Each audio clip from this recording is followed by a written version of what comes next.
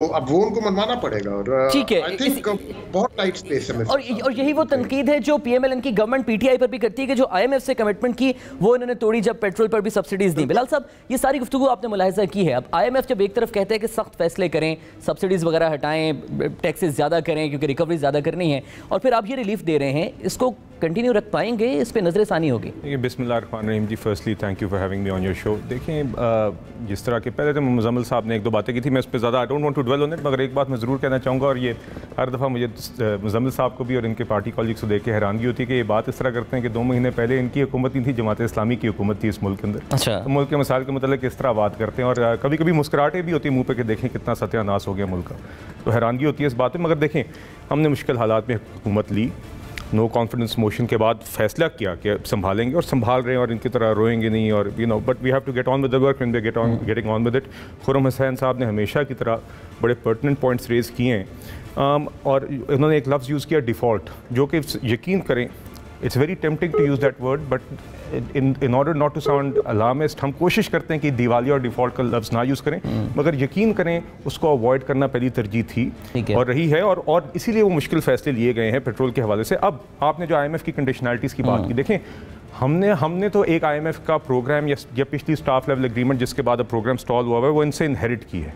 We are in the process of reframing that agreement. इनकी तो अगर आप प्रोग्राम के तहत जाएँ तो ये 30 रुपये PDL लगा के अभी इस टाइम पे, और 17% GST फिर आप उसके ऊपर लगाते तो 291 रुपये लीटर पे पेट्रोल अभी होना चाहिए था।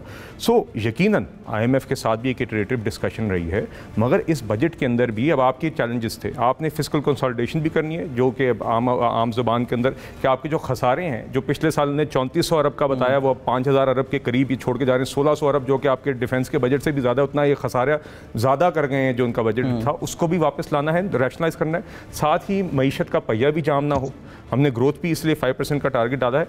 और खुर्रम हुसैन साहब की बात से मैं इस हद तक इत्तफाक करता हूँ कि यकीनन जो मेजर्स बजट के अंदर हैं वो शायद जितनी आवाम की मुश्किलात हैं उनके लिए नाकाफ़ी ज़रूर है, मगर जितनी हमारे पास गुंजाइश थी, जितनी चादर मौजूद थी, उस हिसाब से पाँव फैलाए हैं, जिसमें बेनज़ीर इनकम सपोर्ट प्रोग्राम के लिए 250 अरब से 364 अरब किया गया, और सैलरी क्लास के ऊपर खुर्रम हुसैन साहब खुद बता रहे हैं, और गवर्नमेंट एम्प्लॉइज़ के लिए आपने सैलरी क्लास के लिए रिलीफ है, गवर्नमेंट एम्प्लॉइज़ की तनख्वाहें बढ़ाई गई हैं।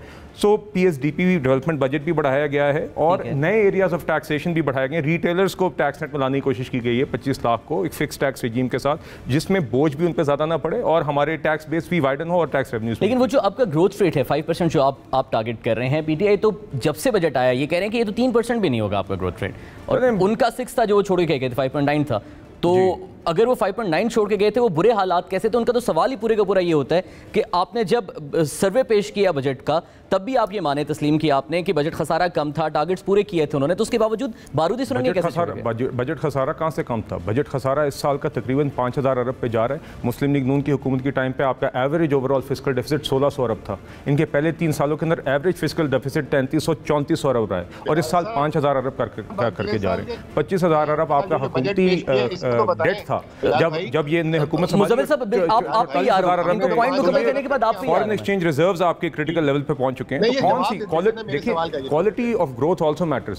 सिर्फ कहना कि एक GDP ग्रोथ अचीव की, बाकी हर चीज का बड़ा कर दें, डबल डिजिट। मुज़म्मिल साहब आप जवाब दीजिएगा बिलाल साहब किस बात का? मैं ये कह रहा हूँ बिलाल साहब, मुझे ये बता दें, आप 1600 पे छोड़ के गए थे, हमने 5000 पे छोड़ा, जो 4700 है, करेक्ट यू। अभी आपने जो 4800 अरब का दिया, 1600 अरब का क्यों नहीं दिया? आप दे देते वापस 1600 अरब का खसारे का बजट।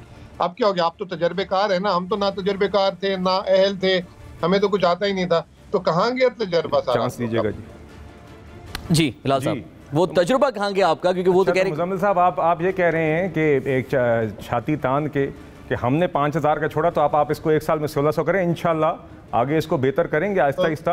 ये साल भी बेहतरी लाएंगे, अगले साल इलेक्शन के बाद भी इंशाल्लाह मजीद बेहतरी लाएंगे। रिफॉर्म्स का कुछ अमल अब शुरू किया है, कुछ इंशाल्लाह पोस्ट इलेक्शन एक नई मैंडेट के साथ करेंगे। आप बेफिक्र रहें, इंशाल्लाह आपका फैलाया हुआ गंद, आपकी हुकूमत का फैलाया हुआ गंद आहिस्ता आहिस्ता साफ करेंगे, सबकी मुशावरत के साथ। आरिफ हबीब साहब यहाँ पे मौजूद हैं। हमने चंद दिन पहले भी एक unprecedented pre budget business conference की, जिसके अंदर सबसे मुशावरत की। इंशाल्लाह इस तरह के अवामिल करके हम इंशाल्लाह बेहतरी लाएंगे, आप बेफिक्र रहें। बिलाल साहब, आरिफ हबीब साहब को भी तमन्नाएं आपके साथ हैं कि अल्लाह करे आप कर देंगे, बोले ना, सिर्फ करके दिखाएं। चलें, आरिफ हबीब साहब से जरा गुफ्तगू का सिलसिला उसका आगाज करेंगे, फिर मुज़म्मिल साहब से बात करेंगे। आरिफ साहब, क्या बजट में हुकूमत ने कोई गैर मकबूल फैसले किए हैं? कुछ ऐसे नजर आपको?